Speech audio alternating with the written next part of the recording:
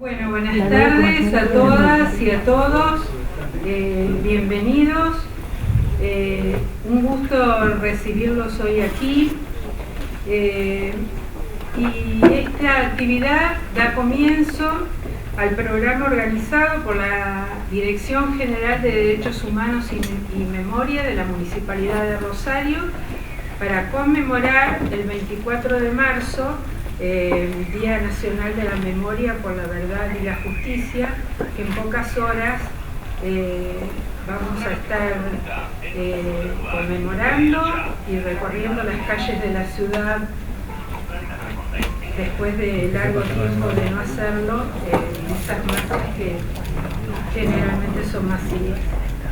Bajo el título CONADEP Rosario, Memorias de una Justicia en Construcción, vamos a realizar una serie de actividades en homenaje a la Delegación Santa Fe, precisamente en Rosario, porque había dos delegaciones, una en zona norte, que en la ciudad de Santa Fe, y otra en la zona sur, en Rosario, de la Comisión Nacional sobre la Desaparición de las Personas, que funcionó aquí en el Centro Cultural Fontana Rosa, ex Bernardino Rivadavia, en 1984. Ustedes recordarán que la CONADEP fue un decreto del presidente Alfonsín a 5 días de haber asumido, el 15 de diciembre de 1983. Su objetivo, y de eso vamos a charlar con las invitadas y los invitados, fue investigar y esclarecer los crímenes cometidos por la dictadura, los secuestros, los robos de bebés, los asesinatos que cometió la dictadura en la zona en este caso, de la zona de Rosario.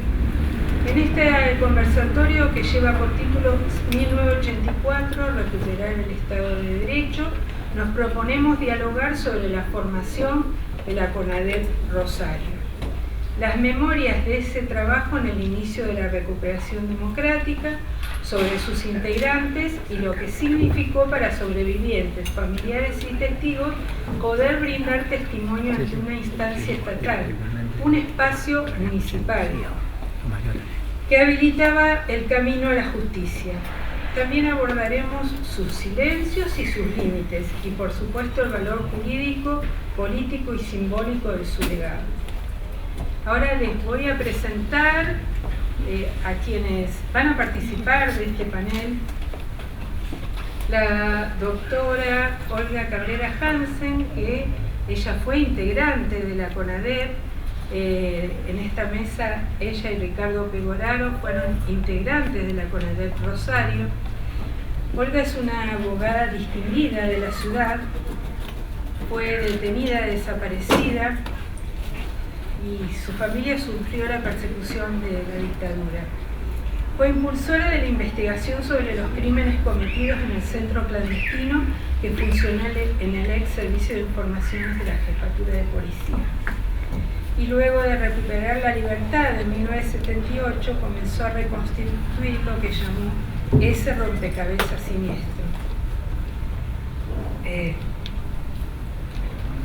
Junto a su colega Delia Rodríguez Araya investigaron las denuncias y los testimonios de sobrevivientes que nutrieron la causa FESED, iniciada en enero de 1984 en los tribunales provinciales.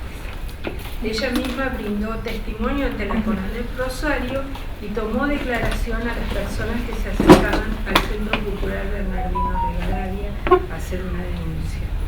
No dije que Olga fue y sigue siendo una militante política.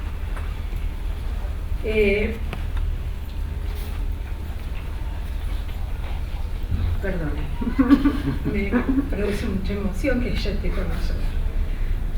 El otro integrante de la CONADEP es Ricardo Pegoraro, abogado, militante político también, e integrante de la CONADEP Rosario, porque eso quiero resaltar yo, que tanto a nivel nacional como a nivel provincial, la CONADEP estuvo integrada por militantes políticos, por integrantes de iglesias, por ejemplo, el rabino Marshall Meyer a nivel nacional,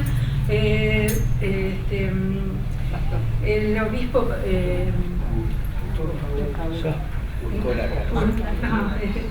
el obispo Jaime de Benevares, y acá en Rosario, el pastor Urcola de la Iglesia Metodista, que se comprometió ampliamente, no solamente acá, sino también en Santa Fe, en la verdad, justicia y condena, pero desde mucho antes del 83.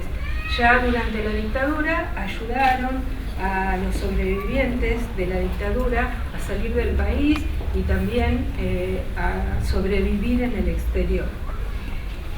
Oscar Blando es abogado, doctor en Derecho, docente, investigador, profesor de grado y posgrado en la Facultad de Derecho de la Universidad Nacional de Rosario y de otras unidades académicas nacionales y extranjeras.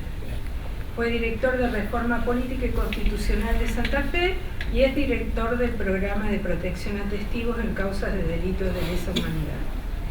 Su vida personal está muy vinculada a la historia de la CONADEP. Su padre, Manuel Blando, fue el presidente de la CONADEP Santa Fe. Y Marianela Escoco, la más joven de todos, es doctora en Historia y docente en la Facultad de Humanidades y Artes de la UNR. Trabajó en la Secretaría de Derechos Humanos de la provincia de Santa Fe y en el Archivo Provincial de la Memoria. Es autora del Viento sigue soplando, los orígenes de Madres de la Plaza 25 de Mayo, 1977-1985, y acaba de publicar, en el día de ayer lo presentó, Una historia en movimiento, las luchas por los derechos humanos en Rosario, 1968-1985. Un trabajo de investigación sobre la gestación, desarrollo y accionar de los organismos de derechos humanos en Rosario. También realizó el asesoramiento histórico de la muestra que tenemos en el HOC sobre la CONADEP, que vamos a inaugurar a las 20:30. Así que ahora le doy la palabra a Marianela. En primer lugar, agradecer muchísimo la invitación a este panel, a colaborar con la muestra. La verdad que para mí es un orgullo compartir este panel con actores tan reconocidos, que cumplieron una función tan importante, no solo en la CONADEP, sino en las luchas por los derechos humanos, ¿no? Así que lo mío va a ser breve y es un poco introducir o poner en contexto todas las historias y las memorias que seguramente ellos y ellas nos van a contar, ¿no? Primero, bueno, hay que situar, ¿no?, a la CONADEP en el gobierno de Raúl Alfonsín, ¿no? Que el triunfo, de alguna manera, de Alfonsín significó el triunfo de un candidato que estaba dispuesto a procesar judicialmente a los responsables del terrorismo de Estado, ¿no? Sin embargo, siempre recordamos que en ese momento todavía los alcances de esa justicia no se sabían, no se sabía con qué tipo de justicia iba a ser posible y hasta en qué debía constituir ese castigo. Incluso para los organismos de derechos humanos eso era algo que no estaba determinado o no estaba del todo claro. De hecho, esto quedó demostrado después cuando en la región, ¿no?, en el Cono Sur, se dieron casos de amnistía, luego también con el caso sudafricano, y lo que se crearon, a diferencia de la CONADEP argentina, fueron comisiones de verdad que precisamente estaban denominadas así porque no pretendían buscar justicia, sino que pretendían buscar la paz y conocer la verdad, y no tenían, con excepción de Argentina, la intención de juzgar a los responsables del terrorismo de Estado, ¿no? Sin embargo, en ese momento, como decimos, esos primeros meses del gobierno de Alfonsín, no solo no se sabía qué tipo de justicia se iba a construir, sino que esa justicia podría no haberse dirimido incluso en la justicia civil, porque el primer proyecto de Alfonsín tenía que ver con una autodepuración castrense, que fueran juzgados en la justicia militar. Esto se vio, digamos, imposibilitado rápidamente cuando los propios jueces castrenses se negaron a juzgar a sus camaradas de armas, para hablar en sus términos, ¿no? Y de esa manera fue que se posibilitó el avance en la justicia civil, ¿no? De esa manera también ese proceso de política de juzgamiento penal es, si se quiere, no resultado de la idea o el proyecto de justicia que tenía el gobierno, que tenía el Ejecutivo, sino que fue el resultado de la articulación de un conjunto de estrategias de diferentes actores sociales, y entre ellos muy importantes el movimiento de derechos humanos, que reclamó, ¿no?, por esa justicia y porque tuviera alcances mayores. En este sentido, lo primero que va a hacer Alfonsín, ni bien asume el gobierno, va a ser crear la CONADEP a nivel nacional, y lo que hace es crear una CONADEP con un modelo de comisión de personalidades, una comisión de notables, ¿no? Que para Alfonsín esta comisión de notables iba a ser, de alguna manera, podía tener cierto control político sobre ella, a diferencia de cómo podía ser una comisión bicameral legislativa, como pedían algunos organismos de derechos humanos, especialmente, ¿no?, las Madres de Plaza 25 de Mayo, las Madres de Plaza de Mayo y también las de Rosario, ¿no? En ese sentido, las madres pensaban que una comisión legislativa tendría facultades para tomar declaración indagatoria a los presuntos responsables, como había sucedido, y en Santa Fe teníamos el antecedente de lo que fue la Comisión Bicameral Investigadora de Apremios Ilegales y Torturas del año 73, más conocida como Comisión Brandaza, ¿no?, que se creó también en esa endeble democracia, luego de la dictadura autodenominada la Revolución Argentina, que pretendía, como decía su nombre, investigar los apremios ilegales, pero que centró su caso en la desaparición de Ángel Tacuarita Brandaza, desaparecido el 28 de noviembre del 72. Esa comisión, la del 73, había tenido la competencia de detener, incomunicar y recibir la declaración de los responsables de esos actos de violación a los derechos humanos, aunque no tenía la competencia de juzgarlos, sino que iban a ser trasladados luego toda esa documentación que reuniera a la justicia civil o militar según correspondiera.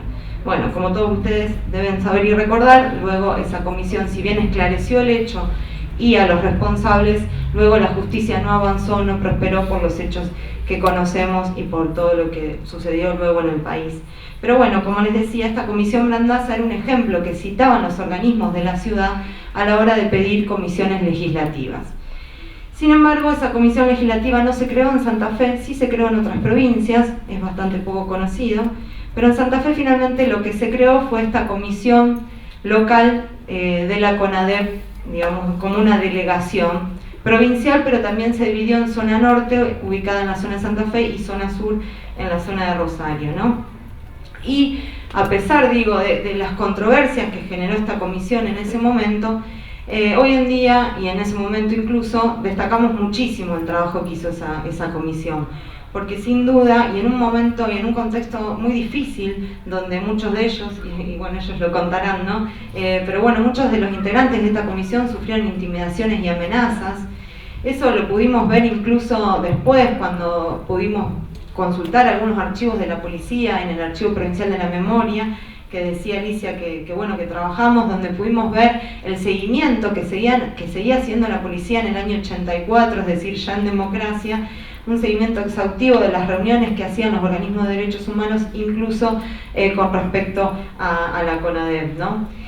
Y también la particularidad que tuvo la CONADEP en Rosario tuvo que ver con el encuentro, con el descubrimiento de una serie de archivos que estaban en distintas casas particulares a partir de una denuncia que les llegó de los servicios de inteligencia. En esos archivos ellos y ellas encontraron, por ejemplo, que estaban incluso las fichas de ellos mismos, ¿no? Lamentablemente toda esa documentación se perdió con el robo a tribunales en octubre del 84 y hasta el día de hoy no la hemos podido recuperar, aunque también están siendo juzgados hoy los responsables de ese robo, ¿no? También la comisión local realizó diferentes inspecciones a los espacios que habían funcionado como centros clandestinos de detención, y en eso es muy interesante la muestra que tiene alguna de esas fotos, sobre todo las inspecciones en el Batallón de Inteligencia 121 y en la fábrica militar de armas, ¿no? Acá también está Olga, que es una de las protagonistas de esas inspecciones. Y bueno, eso también, en Rosario en particular, pero en todo el país en general, Fue un momento difícil porque era el momento de encuentro con militares y policías que seguían en funciones. Algunos de ellos eran los mismos perpetradores, ¿no?, que habían llevado a cabo estos secuestros y estas desapariciones. Y otro, bueno, por supuesto, el gran trabajo de la CONADEP, que en gran parte también había sido comenzado por los organismos de derechos humanos de Rosario, fue la toma, ¿no?, de testimonios de familiares, de sobrevivientes, y todo ese material que estaban ya sistematizando los organismos de derechos humanos, con el equipo jurídico que tenían, la PDH y familiares, que estaba coordinado por Delia Rodríguez Araya, que también integró la CONADEP. Todo ese trabajo que fue aportado, ¿no?, a la CONADEP local y que se continuó tomando testimonio en este edificio, y por eso estamos hoy acá. También fue un gran trabajo de recopilación, y por eso decimos que la CONADEP, creo yo, fue mucho más de lo que se esperaba, o de lo que esperaban algunos en ese momento, a pesar de las críticas, en un contexto tan difícil como era la salida de la dictadura. Y en ese sentido es interesante, a los que hemos podido consultar los legajos de CONADEP, que hoy están en el Archivo Nacional de la Memoria, la cantidad de documentos y pruebas que tiene cada caso, porque cada legajo es por una persona. Hay algunos legajos colectivos como la represión, asesinato y desaparición de personas en Villa Constitución, que es un legajo colectivo, pero la mayoría de ellos son individuales, y lograron reunir una cantidad de documentos, pruebas, información, que hoy, casi 40 años después, realmente asombra, cuando todavía hoy nos cuesta muchísimo, ¿no?, reconstruir estas historias. Por eso digo, a pesar de que la cifra, que tanto se repite, ¿no?, que estimó la CONADEP de casos de desaparición, era y es mucho menor a la que denunciaban y denuncian los organismos de derechos humanos. Sin embargo, la misma CONADEP, en ese momento los integrantes de la CONADEP ya dijeron que esa cifra era provisoria, ¿no? Lo que es llamativo es que, a pesar de eso, muchos todavía la sigan citando y se haya convertido de alguna manera en canónica para algunos sectores que siguen hablando de esta cifra, que ellos mismos y ellas mismas ya dijeron que era provisoria.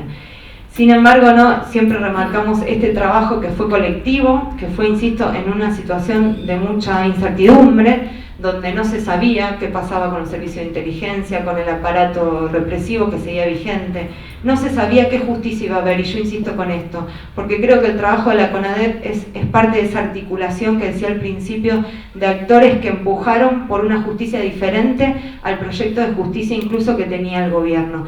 Eso es ejemplo en el mundo, ¿sí? La CONADEP Argentina fue ejemplo para la formación de las otras comisiones de verdad en el Cono Sur, pero también, como decía antes, en el caso sudafricano y en otros lugares en el mundo, y lo sigue siendo porque además fue la única que derivó todas esas pruebas a la justicia en un proceso que finalmente terminó condenando a los mayores responsables del terrorismo de Estado, como fue el juicio de las juntas. Así que bueno, ese es mi breve aporte y agradezco muchísimo. Poco tengo que agregar a lo que ha manifestado la compañera, pero que dio un pantallazo donde habla de todas las formalidades que se cubrieron para la creación de este organismo, de la CONADEP. La CONADEP de Rosario surge a pedido de los organismos de derechos humanos, la Asamblea Permanente por los Derechos Humanos, en primer lugar. Ya se había recolectado un montón, una gran cantidad de material con las declaraciones y las denuncias de los familiares que concurrían a la asamblea. Pero cuando empezó a funcionar en el julio del 84 la CONADEP en Rosario, vimos con asombro que todavía venían familiares desconocidos a pedir algún dato sobre su familiar desaparecido. Es decir, había gente todavía, quedaba mucha gente afuera de los trámites legales. Y por eso se multiplicaron las denuncias. Y por eso también se instó a ampliar el trabajo de la CONADEP. yo me acuerdo que viajé a Buenos Aires y hablé con ¿cómo se llamaba esta mujer? Graciela. Graciela Fernández Meijide Y Magdalena. y ¿cómo era la? Magdalena Ruiz Guiñazú. Estas mujeres estaban a cargo de la CONADEP de Buenos Aires y me indicaron qué es lo que se debía hacer para preparar el informe final. Y ahí porque a todo esto, para los informes, había que recopilar toda la prueba rendida, toda la prueba acumulada, y la CONADEP tenía autorización o tenía facultades, potestades, para reconocer lugares, sitios, donde hubiera denuncia de aquellos que se llamaron después campos de concentración clandestinos. Y así nos constituimos en Villa Constitución, que yo recuerdo haber ido, en Coronda, en la cárcel de Coronda, también por unas denuncias, y en Casilda, y no me acuerdo, en San Lorenzo, y en todos lados encontramos evidencias, indicios, presunciones de que ahí había pasado la represión. En primer lugar, en Acinda, es decir, en Villa Constitución, tenía un helipuerto, y en ese helipuerto habían bajado los militares a cargo de la represión. En realidad era el exterminio de lo que se llamaba la subversión industrial, la subversión que se agregaba a la subversión política, digamos, una posibilidad que pedía, por ejemplo, determinados personajes para poder actuar libremente, negociar, como era Martínez de Oz, que estaba presidiendo a Cindas. Bueno, y ahí nos enteramos cómo fue posible la represión en Villa Constitución. Villa Constitución sufrió una serie de invasiones, digamos, primero la policía, segundo la policía federal, tercero hasta los tigres ¿cómo se llama? Del norte. Los pumas, no los tigres, los pumas. Sí, en serio, pobre gente. Y cómo todo esto era posible con la connivencia de la empresa. Es decir, por ejemplo, se renovó la credencial de todo el personal, nueva fotografía, actualización de los domicilios, etc. Y se le dio a cada uno una nueva identificación. Eso le sirvió a los que fueron a buscar a su casa no equivocarse, no tener ningún error, saber que ahí vivía fulano, que era tal, tal y tal. Y así, por ejemplo, salía el Falcon, no sé, verde, blanco, lo que fuere, daba una vuelta por la manzana, entraba a la casa de fulano y lo llevaba. Pasaba por el estudio de la abogada Concepción de Grandi, también la arrestaba y la llevaba, la secuestraban. Después, otro dirigente o delegado de fábrica, también en el mismo acto, con diferencias, digamos, de media cuadra o una cuadra, se llevaban 3 o 4. Al día siguiente, esas personas aparecían fusiladas en un lugar que se llamaba La Blanqueada. Es decir, sabían perfectamente lo que no se podían equivocar, tenían los datos precisos de las personas. Bueno, toda esa gente, porque era Villa y Empalme también. Empalme Villa Constitución, abarcaba una esfera un poquito más amplia que Villa. Tuvimos grandes aportes ahí de compañeros, por ejemplo de lo que después fue Victorio Paulón, de la central de Villa Constitución. Me acuerdo que estábamos en la CONADEP y Paulón apareció con 2 o 3 denunciantes nuevas que venían creo que de La Pampa, unas víctimas del secuestro y persecución de los militares. Después de Paulón, el mismo Piccinini. Piccinini había estado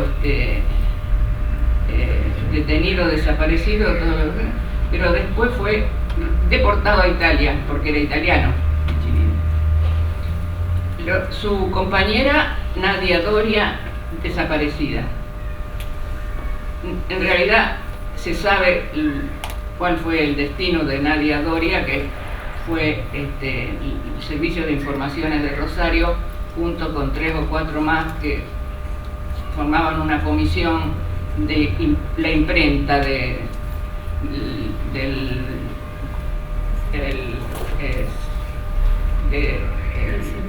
expediente del sindicato, y que son una noche sacados directamente. Bueno, tenía una causa la indignación de FESEC, porque uno de los detenidos había huido, se había escapado, era imposible prácticamente el servicio de informaciones. ¿Te acordás, Ricardo? Me parece que después fue diputado, ¿no? Quedaron 4, ponele vos, o 5, entre ellos Nadia, y bueno, directamente los mataron a todos, castigando la huida de este otro que consiguió disparar. Después, eso en cuanto a Villa, se trabajó muchísimo en Villa, porque todos colaboraban, las viudas, los hijos, los hermanos de los asesinados. No hay muchos desaparecidos, pero había sí muchos homicidios, muchos asesinados. Eso fue constituyéndonos en la propia Villa Constitución, como CONADEP. Lo mismo ocurrió en los lugares que le mencioné anteriormente, Casilda, en San Lorenzo. Después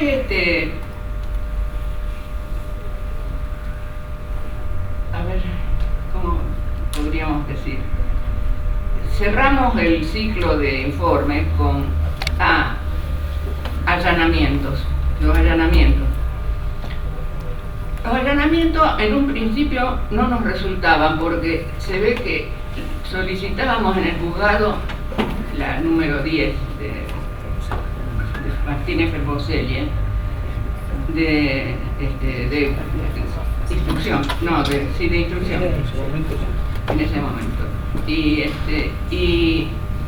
ahí se filtraba la información del lugar donde íbamos a ir, y fracasaba. Cuando llegábamos no encontrábamos nada. Era del mismo juzgado que salía la noticia. Entonces con Delia optamos por tener el lugar en sobre cerrado, subir con eso al auto, y una vez arriba del auto que nos llevaba, abrir el sobre y ver a dónde íbamos. No era posible ya que nos descubrieran más. Y eso fue tuvimos algunos allanamientos exitosos. Por ahí encontramos armas, encontramos resúmenes de las asambleas del Colegio de Abogados, destacando las personalidades de cada abogado destacado, ¿no? Me acuerdo de Sterkin, de Bócoli. Es decir, personas que descollaron por su posición política y también su oratoria, porque realmente eran destacados, ¿no? Después encontramos, aparte de esos resúmenes, encontramos, como le dije, armas. Y fuimos atando cabos, y era el trayecto que había hecho la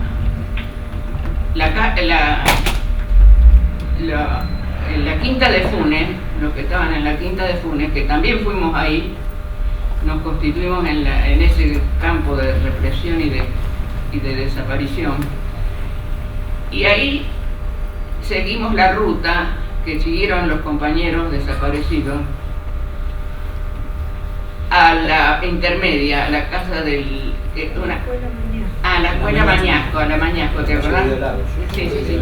Y ahí fuimos, porque ahí cuando estaban en vacaciones habían utilizado la Mañasco para llevar la gente que venía de la Quinta de Funes, que habían tenido que levantar en forma urgente porque había habido porque a todo esto Galtieri tiene su propio programa, su ambicioso programa era de poder llegar a ser, no sé, presidente así que manda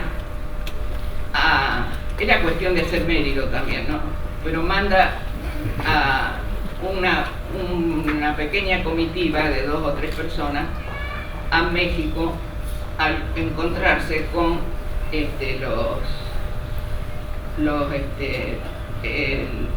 ¿cómo te podría decir? La conducción de Montonero, pero tampoco era toda, sino era una parte. Y efectivamente hay una persona dentro de ellos que recuerda el número de teléfono de la Quinta de Funes, y esto de que creían que estaba recuperado, el recuperado llama por teléfono a la Quinta de Funes y pide hablar creo que con Galtieri, no sé con quién, es un personaje superior, que lo atiende y se quieren morir. Entonces levantan todo lo que tenían ahí, lo mandan a la escuela Mañasco, las personas sobre todo, ¿no? Pero supongo que las cosas no. Y la escuela Mañasco termina las vacaciones y tienen que sacarse también todas esas personas que están vivas todavía, y van así a la intermedia, que es propiedad, creo que de este abogado militar que estaba preso. Amelón. Y ahí desaparece el rastro de todos los que estaban en ese momento ahí, ¿no? Y se allanó la casa también del que era director de la Mañasco. ¿Te acordás? Sí. ¿Quién era? Pero sí, allanamos. Sí, allanamos la casa. Y nos encontramos. Cantidad de cosas, sí. Porque era mecánica automotora, hacía. Sí. Alteraban placas también en la Mañasco. Sí. Me acuerdo. Y aún hoy hay cierta resistencia, o hubo hasta hace muy poco tiempo cierta resistencia de algunas docentes que venían de esa época para contar, compartir y dejarnos entrar a conversar con los alumnos y alumnas. Sí. Todavía cierta resistencia, pero se hizo. Sí. Y había algunas descripciones de compañeros que habían estado en la feria, que como una torre que había en la esquina, una descripción de sobrevivientes de lo que había, de lo que veía desde ese lugar, porque estaba media talcada la ventana. No me acuerdo quién era. Ricardo, Jaime Dri es el único sobreviviente. El que hace la descripción. El único sobreviviente de todo esto se llamaba Jaime Dri. Hace la descripción de casado con la hija o la sobrina de Torrijos, que era el presidente de Panamá. Que por eso consigue en algunas cosas ser favorecido, digamos, en la huida. Y que llega a Panamá. Torrijos no llega más porque, sí, en ese vuelo no muere, pero en otro muere sospechosamente. Y Y ahí tiene un libro que se llama Recuerdos de la Muerte, Jaime Dri, donde pinta tal cual era la quinta de Funes.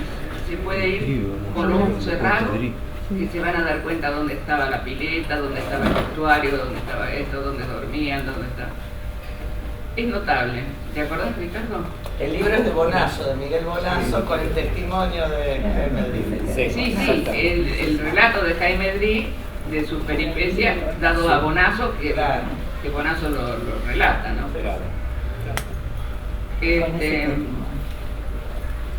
Después de bueno, eso fue tremendo, porque realmente ahí termina la historia de toda esta gente. Después, de la Mañasco, no, de la intermedia no queda, ahí termina el asunto de la quinta de Funes, por lo menos para la CONADER. Otro... la Domingo Mateu.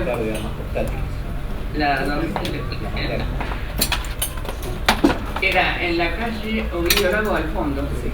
Donde está la jefatura. Donde está la jefatura ahora, funcionó una fábrica militar de armas portátiles que se llamaba Domingo Mateu. Y ahí también nos constituimos y vimos cómo era el lugar.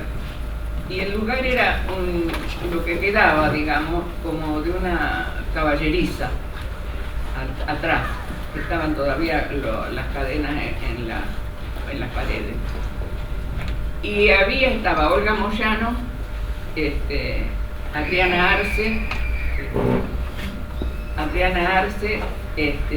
y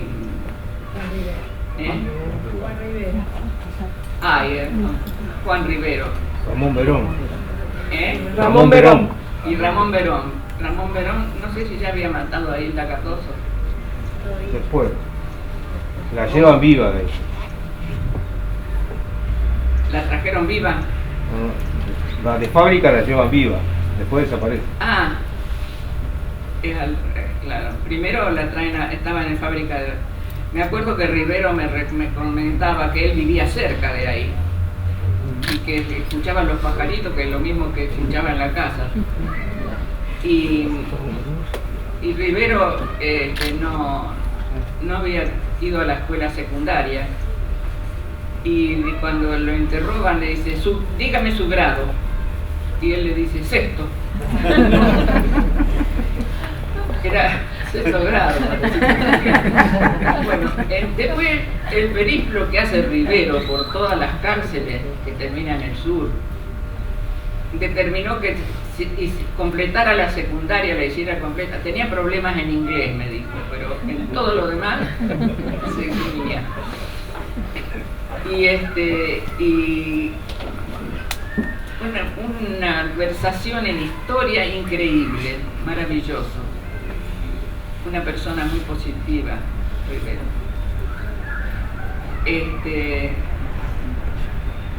Adriana Arce poco la traté, pero sí. Era docente. Sí, era docente, sí. Había sido muy castigada, muy. Sufrió un aborto brutal.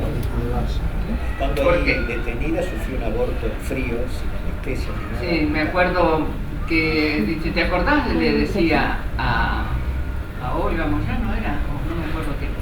Acá estaba la mesa, donde te pusieron a vos para hacerte el aborto. Pobre mujer, era espantoso lo que contaba.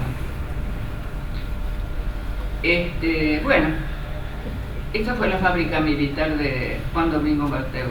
Quedaron, creo que, sobrevivientes 3 o 4 nada más. Olga, Adriana, Verón y Juan. Y no quedó más. No.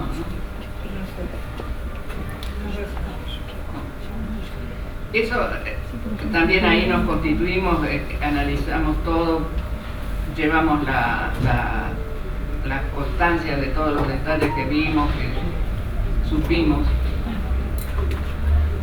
Se convirtió también en un expediente. Después fuimos a... Respecto a los demás sitios eran cosas más breves, más pequeñas. ¿Qué otra cosa hicimos, Luis? Bueno, ahí en Dorrego, al fútbol 500, 1600, que estaba la de Rivechi, ¿te acordás? El archivo impresionante que nos impresionó el archivo. ¿Sabes quién era? Era de un abogado. Si estaba Rivechi, tenía otro nombre también, o sea,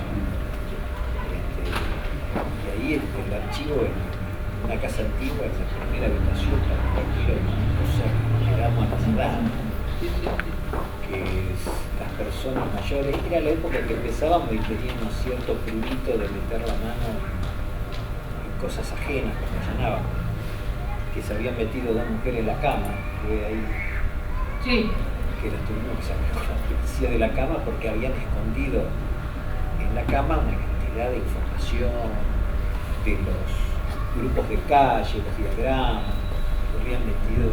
¿Cómo se llamaba aquel abogado? Yo quiero destacar que cuando empezaron los juicios a la verdad, tomando la información precisamente de la CONADEP,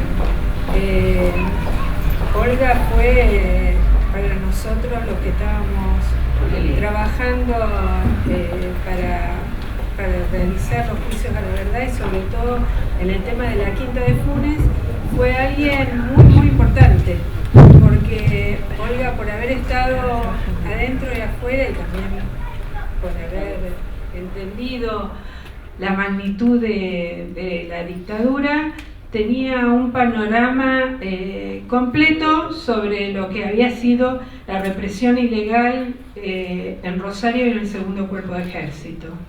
Y ella nos abrió a muchos y a muchas la cabeza con respecto a todo esto que había pasado. Fue un hecho muy importante haber tenido contacto con ella, y por supuesto también con todas las abogadas y abogados. Había un grupo importante de abogados del Partido Comunista que se pusieron a disposición nuestra las 24 horas del día. Trabajábamos en el estudio del doctor Jaime, en calle Presidente Roca, sábado, domingo, lunes, porque había un plazo y teníamos que llegar con todas la mayor cantidad de denuncias posible. Y entre esos abogados jóvenes estaba Ricardo Pegoraro, y otros y otras que, bueno, fallecieron. Algunos integraban la CONADEP, pero la CONADEP también tenía muchísimos colaboradores, y los colaboradores y colaboradoras eran los militantes políticos que habían salido de la cárcel, que habían estado detenidos y brindaron todo su esfuerzo para poder luego realizar las denuncias. Alicia, ¿te acuerdas cuando empezamos con las denuncias, que fuimos estábamos en tribunales y que estaba PC todavía vivo y estaba en los tribunales justamente, a los gritos en el pasillo? No, yo por tener un dúo con Alicia, pero me acuerdo que estábamos juntas nosotros cuando estaba FECET despotricando porque habíamos iniciado las causas contra él. Estaba indignado. FECET era una persona, yo creo que era una persona, un psicópata, sí, pero que se creaba a sí mismo. Es decir, FECET necesitaba como publicidad, como cartel. Por eso maquinaba y armaba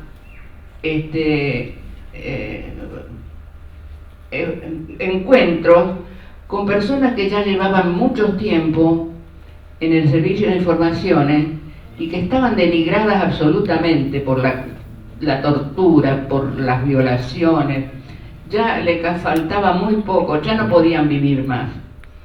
Entonces hacía cargar a estas personas, por ejemplo, dentro de un auto, lo llevaba hasta frente a la comisaría de Ibarlucea y lo lo ametrallaba él mismo y aparecía en los diarios con un enfrentamiento entre el FC y los subversivos, que eran 3 personas que ya no, pobrecitos, 3 compañeros más muertos que vivos.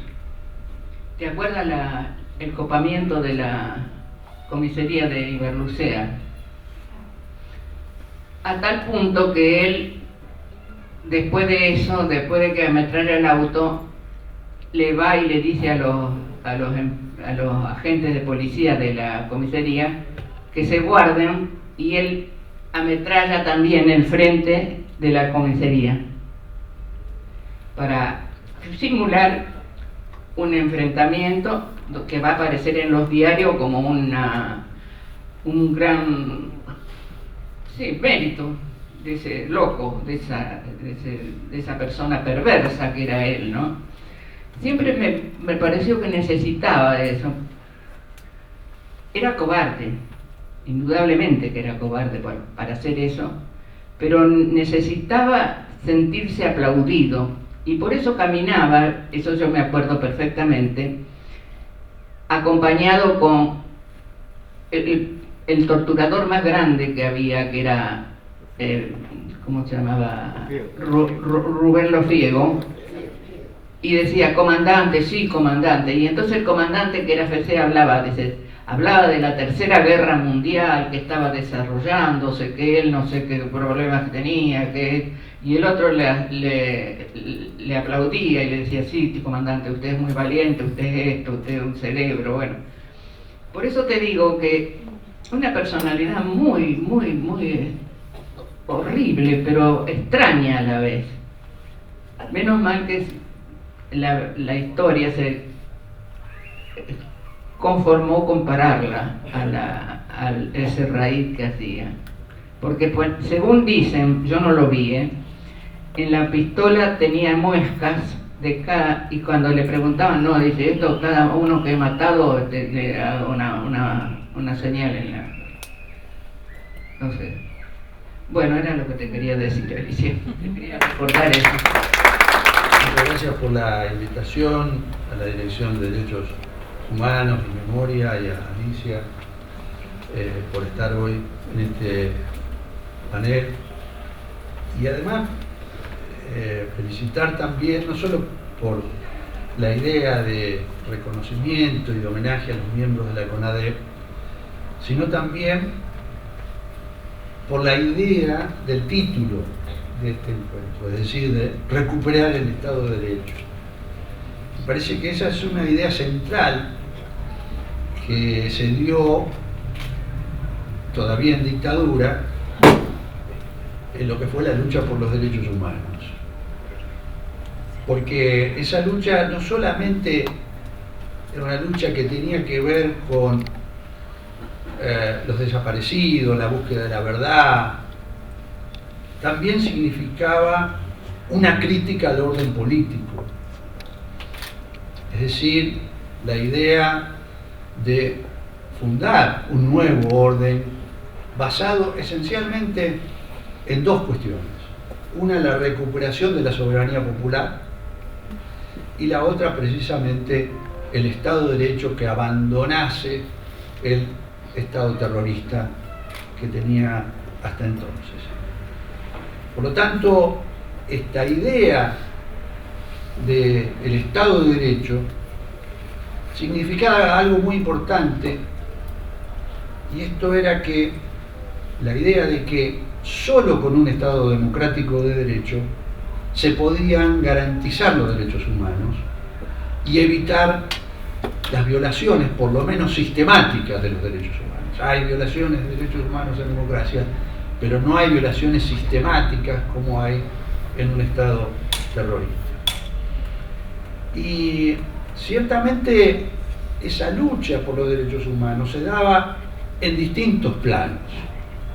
Desde luego se daba en el plano humanitario, se daba en el plano político, se daba en el plano económico, pero también se daba en el plano jurídico, y acá se habló mucho de los abogados y del papel que cumplieron los abogados.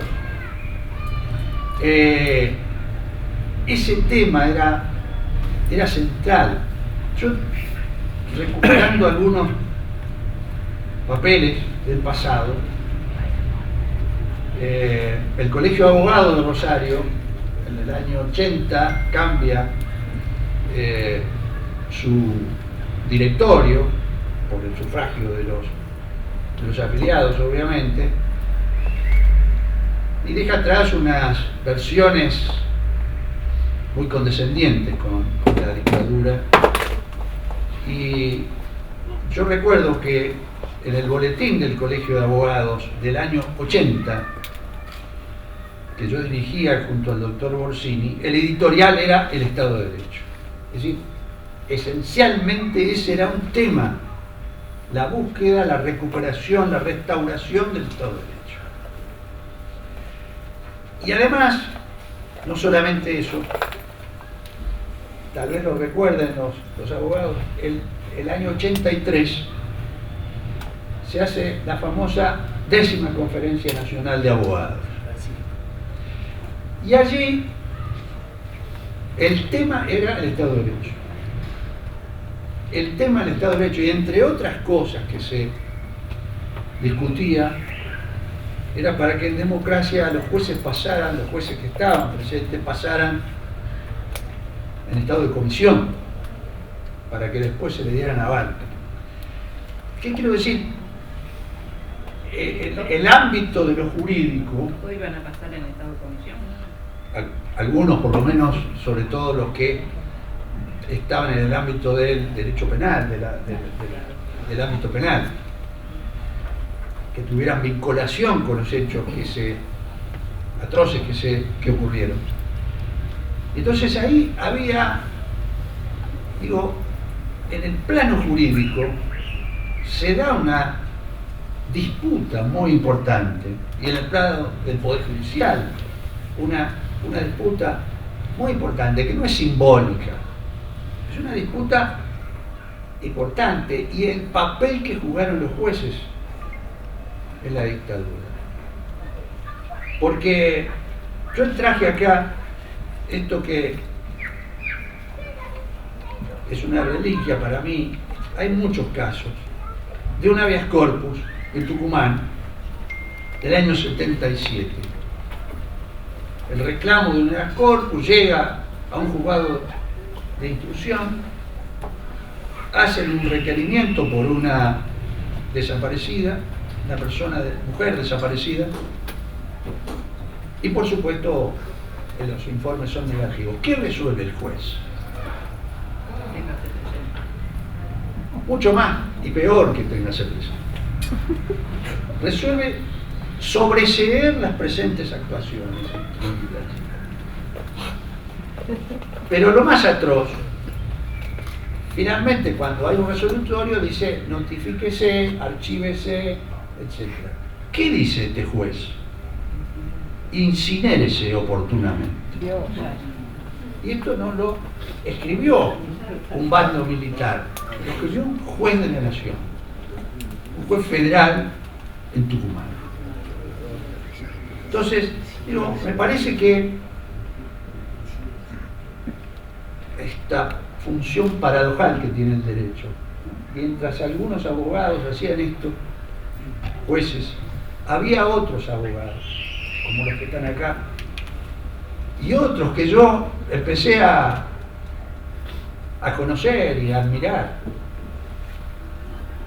Desde luego Alberto Jaime, desde luego Adolfo Trumper, Liden Bertinat, luego más tarde Rodolfo Scholler, tantos otros que estuvieron en esa tarea. Y aunque haga una referencia personal, cuando estuve en la postdictadura, en el 84, como secretario académico de la Facultad de Derecho, repatriamos a muchos docentes que habían sido cesanteados, abogados. Allá está un amigo también que sabe de estos en la Facultad de Derecho. Y entonces había abogados que habían sido cesanteados y los recuperamos para la Facultad de Derecho, desde Oscar Borgonovo hasta Goli Gasparí, y repatriado un tipo fabuloso, que fue Juan Carlos Gardela, que vino desde Alemania y que llegó a nuestras aulas y ahí fundó el Instituto de Derechos Humanos en la Facultad de Derecho. Es bueno recordar esto, en esta función paradojal del derecho. Mientras algunos abogados hacían estas cosas, otros se defendían lo mejor que tiene la profesión. Y esto se da en un marco, que es bueno recordarlo, porque María Elena de alguna manera lo adelantó, ¿no? En las circunstancias que se dan estas funciones y en el escenario político donde la CONADEP surge. Se da en un periodo, en un proceso, en un periodo que algunos autores como Guillermo Donner o Juan Carlos Portantiero, en otras épocas, ¿no?, clasificaron como las transiciones de un gobierno autoritario a la democracia. Transiciones que no siempre terminaban en el mundo a través de una democracia, pero esas transiciones tienen tres momentos fundamentales. Teóricamente, esos autores decían, un momento en donde la transición comienza cuando todavía está la dictadura, que es el momento de agotamiento y de descomposición del sistema vigente. El segundo momento es el momento del cambio de la dictadura por un gobierno democrático a través de elecciones libres.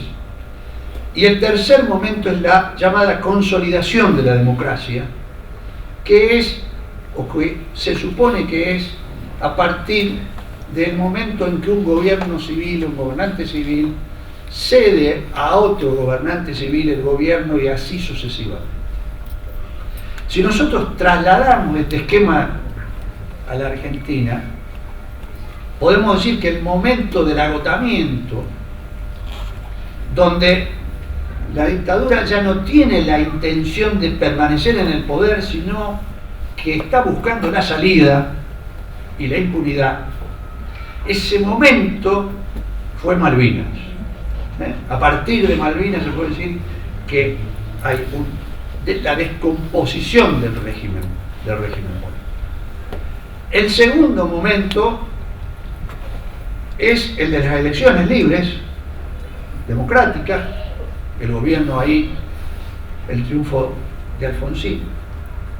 Y el tercer momento se da en momentos de tensiones políticas, dice la teoría, y aplicada a la Argentina así se dio, el momento de la renuncia de Alfonsín, pero la entrega de un gobierno civil a otro gobierno civil, y a partir de ahí los sucesivos gobiernos. La creación de la CONADEP se da en el marco de esta transición democrática, en el marco de la asunción de un gobierno democrático esencialmente débil, porque débil pero inéditamente en Latinoamérica, distinto a los demás, porque si podemos decir que esa democracia nació de alguna manera condicionada por el poder militar todavía vigente, evidentemente hay otras que tuvieron una transición mucho más difícil, democracias tuteladas, como se las suele llamar, que el caso de Chile. Porque Chile, con la constitución de Pinochet, constitución que todavía tienen y que ahora se está por reformar, o se está reformando, y además con un senador vitalicio que fue Pinochet hasta que se murió, frente a la experiencia de Argentina, con todos los problemas, con todas las limitaciones, con todas las debilidades, con los avances y retrocesos, es un ejemplo en el mundo. Ciertamente es un ejemplo. Cuando uno va al exterior y habla con sectores políticos, académicos, etc., se reconoce la CONADEP, se reconoce el juicio de las juntas. Entonces, a mí me parece que esta CONADEP, en general la CONADEP, todas sus versiones, revaloriza, me parece, 4 aspectos fundamentales en esta lucha por los derechos humanos. Una, fue fundamental para la sociedad argentina que tome conciencia de lo ocurrido, como luego fueron las juntas. Ya no había posibilidad de decir, no sé, no pasó, no creo, por algo ha sido.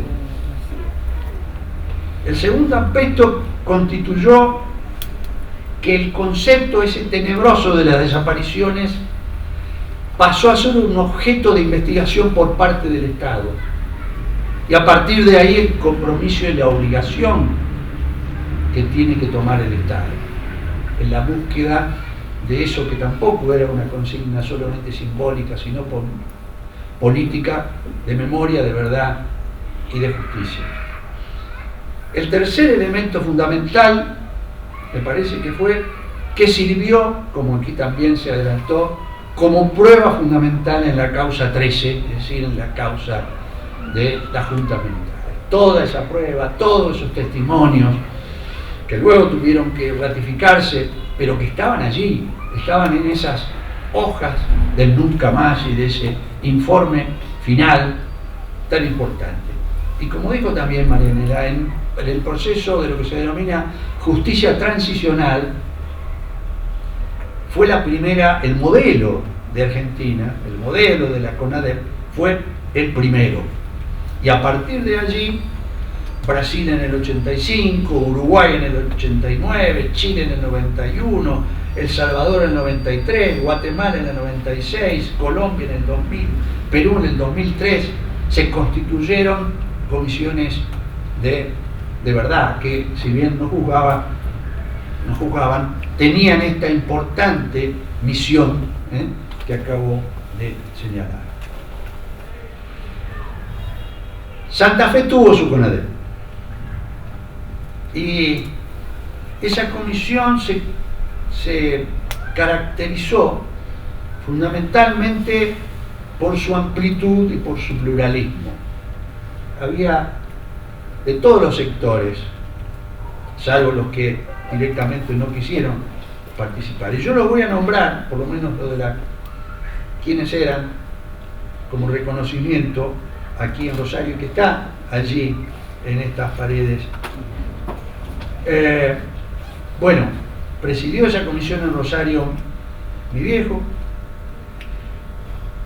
Fidel Tonioli fue secretario de prensa. Ricardo Rigoraro fue secretario de actas, y después participaba José Emilio Madariaga, que fue secretario de finanzas, Israel Sterkin, Alberto Gaveta, Delia Rodríguez Araya, Mari Daldoso, Carlos de la Torre, el pastor Hugo Urcola, y como asesores jurídicos fundamentalmente, por lo menos ese eran lo que tenían como misión, José María Mazzueli y Olga Cabrera Hans. Este era el escenario. Había un poder militar con poder de fuego. Y cuando en septiembre del 84 se hace el informe final de la CONADEP, que todos conocen por los videos, cuando se le entrega a Alfonsín el informe final, un mes después, aquí en Rosario, ocurre tal vez el hecho de vandalismo institucional más grande, lo que demostraba que ese aparato estaba vigente, la liberación de los tribunales y el robo de los expedientes, que justamente lo que tenían, como aquí se dijo, eran pruebas, testimonios, pruebas para el juzgamiento posterior. Y para ir terminando, yo escribí hace un tempito un artículo que se llamó Memorias de la CONADEP, que de alguna manera quiero reflotar, porque de alguna manera también es lo que siento por quienes integraron esa comisión. Quienes integraron esa comisión fueron un ejemplo de desinterés, de valentía. Y además, por supuesto que actuaron absolutamente ad honorem. Fueron respetados y son respetados por su encomiable labor, con todas las limitaciones que tenían, con todos los problemas que tenían. Este reconocimiento que se hace a estos hombres y estas mujeres que integraron la CONADER, que honraron la política santafesina y que actuaron en momentos donde había todavía fuerte resistencia, amenazas, levantamientos. Los miembros de la CONADER fueron miembros y militantes de una época distinta a la actual, no exenta obviamente de profundos debates en esa época. Sin embargo, fue un momento único, histórico, que estuvo signado por la lucha por las convicciones, la lucha por las convicciones. Época de grandes pasiones y disidencias, pero de profundo y hasta entrañable respeto por el otro. No todos pensaban igual, pero se respetaban profundamente. Y por el adversario político. Muchos jóvenes, algunos que empezábamos a la vida política y a la profesión. Yo recuerdo cuando todavía no estaba recibido, el estudio jurídico de mi viejo era uno de los primeros que llegaban los organismos, los familiares, etcétera, para la firma de un reclamo, de un petitorio, de un habeas corpus. Y aprendimos de esos dirigentes, aprendimos de sus luchas, aprendimos de sus trayectorias, aprendimos de esos abogados a los que hacía referencia. Y voy a citar algunos que ya no están, la mayoría no están vivos. Aprendimos la inmensa profundidad jurídica de Israel, aquel moderno Quijote de cabellera blanca, me refiero a Israel Sterling. Había que conocerlo a don Israel en las asambleas del colegio de abogados, un gran orador, te destruía en un debate extraordinario. El socialismo humanista y romántico de Alberto Gavetta. Con Alberto Gavetta era muy amigo de mi viejo. Lo conocía no solamente por estas cosas, sino por las cenas y las largas noches en los restaurantes y en los bares de Rosario. Un tipo formidable. La digna y rigurosa presencia de Delia Rodríguez Araya. Donde estaba ella, había que estar. La rectitud y las profundas convicciones de mi papá, que él no tuvo desaparecidos en su familia, pero tenía eso que decía, convicciones. Y entre los cargos públicos que tuvo, las cosas que fue, lo que más lo honró fue presidir esa comisión. Y tuvo muchos dolores de cabeza hasta, como le decía al periodista recién, hasta su salud tuvo problemas a raíz de lo que vio, de lo que sintió y del robo de tribunales. De todos ellos aprendimos algo. Tal vez no lo que enseñamos en la universidad o lo que se enseña en una escuela, pero sí lo que ayuda a ser mejores personas, mejores seres humanos, mejores hombres y mujeres, mejores abogados. La lucha sin otro interés que el compromiso político con lo social y democrático, con la cosa común y pública, con el semejante, con la víctima, con el más débil. Por eso estoy honrado y agradezco la invitación que me hayan hecho para poder compartir este panel y recordar a la CONADEP y a sus integrantes. Muchas gracias. Bueno, muchas gracias. Voy a ser breve, porque realmente ustedes deben estar cansados en primer término. Y en segundo lugar, porque con las intervenciones de los amigos y los compañeros, no tengo mucho más que agregar. Coincido totalmente con las manifestaciones, los recuerdos que hacía Olga, con el análisis que hace Oscar de una serie de cuestiones, de los ideales, de la lucha, de la pluralidad que tenía la CONADEP, que es real, era la lucha política de entonces, corría por causas distintas, o de distintas formas se daba, no sé si causas distintas, pero se daba de distintas formas. Hace un rato un periodista a la entrada me preguntaba cómo nos manejábamos en la CONADEP, y yo le dije, mira, había un profundo espíritu solidario entre todos los miembros, no había egoísmos, nadie le escondía nada al otro, sino que trabajábamos mancomunadamente para lograr el objetivo que nos habíamos propuesto, trabajar en el esclarecimiento de cuestiones que habían pasado durante los años negros de la dictadura militar. En otro orden, los organismos de derechos humanos venían trabajando antes que la CONADEP fuera creada. La CONADEP no comienza a trabajar en el vacío ni como algo absolutamente nuevo, sino que la CONADEP tiene el bagaje de aportes inconmensurable que significó lo que hacían los organismos de derechos humanos antes de la CONADEP. Como la Asamblea Permanente por los Derechos Humanos, la Liga Argentina, no sé si estaba ahí justo en ese entonces, No, familiares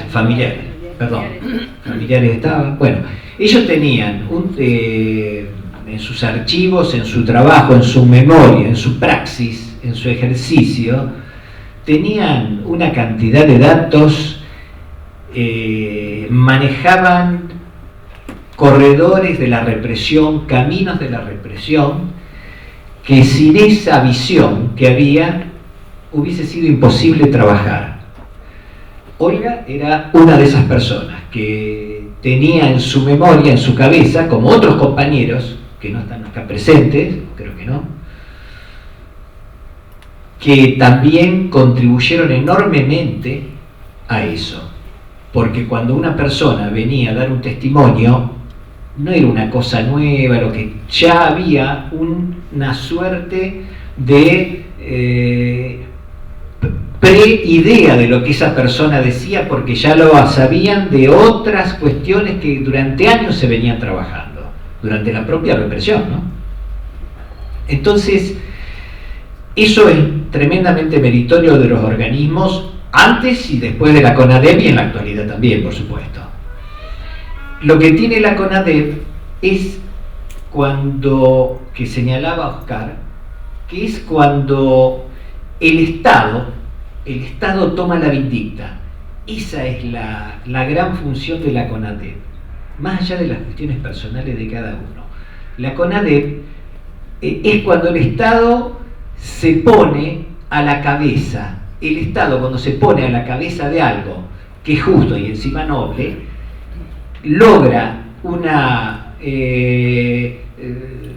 respaldo popular, un respaldo de la gente, un reconocimiento. Eso es importantísimo.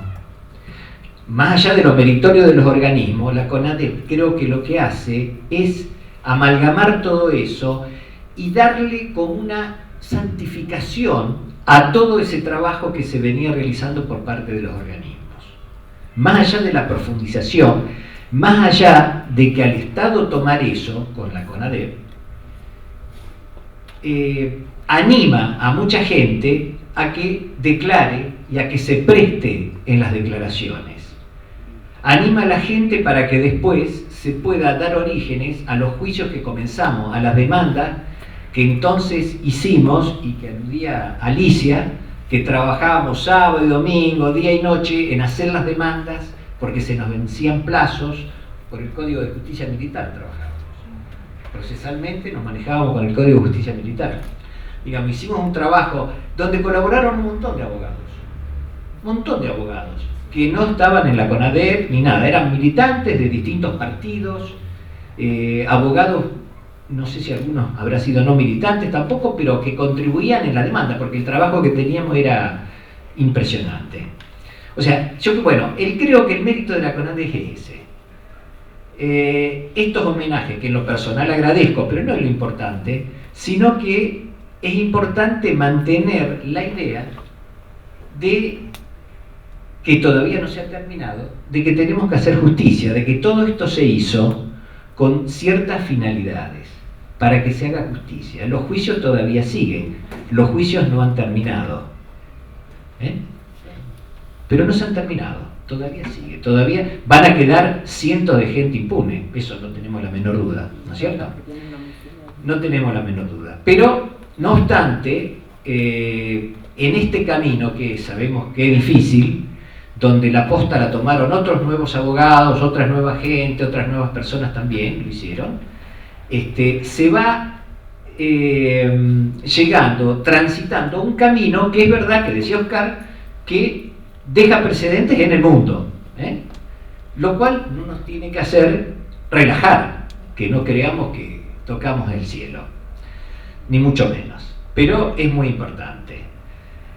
Bueno, yo agradezco mucho la invitación de participar en esto, y también una pequeña referencia, pero que esto no deje un toque pesimista, sino que se habla del Estado de Derecho, la recuperación del Estado de Derecho, que posibilita un montón de cosas, sí, entre otras, dormir tranquilo, que no nos van a venir a tirar la puerta abajo, que no van a venir las itacas, que no tenemos que dormir en las casas de amigos, desconocidas, o todas esas cosas que hemos hecho algunos, ¿no? Todo eso el Estado de Derecho sirve, pero hay que seguir. El otro día casualmente leí algo, leyendo un libro, hacían alusión a que mientras exista hambre, mientras exista necesidad, mientras haya chicos que se mueren, es que algo estamos fallando en materia de derechos humanos. Nada más. Eso es. No quiero que sean pesimistas, pero hay que ser.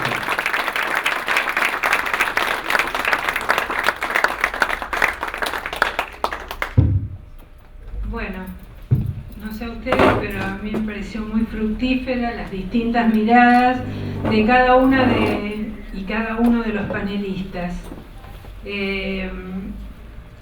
Yo creo que la CONADEP tuvo, sin lugar a dudas, una importancia fundamental en un país donde no solamente se pretendió, sino se hizo verdad, justicia y condena, se sigue haciendo, porque hay cientos de juicios todavía pendientes, también cientos de niños y niñas que ya hoy son adultos y adultas y no se han recuperado, y necesitamos que recuperen su identidad, por lo menos para que sepan de dónde vienen. Y todo eso fue una lucha a lo largo de muchos años e inclusive antes del golpe. Porque esto que decía Ricardo, de que se juntaba información, se empezó a hacer inclusive antes del golpe militar, cuando las 3A venían a nuestras casas y secuestraban y mataban y asesinaban estudiantes, docentes y trabajadoras y trabajadores.